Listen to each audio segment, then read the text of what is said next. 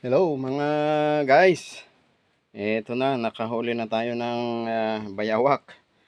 Tanghaling tapat. At nandun siya natin nahuli sa ating poultry. Nahuli ko siya sa akdo, nandun sa pugaran ng manok. Pagkakita sa akin ay takbo ng takbo, kaso mayroong mga nityan doon. Hindi siya basta makalabas. Kaya yun, hinabol ko siya at pinalo sa ulo. Ayan.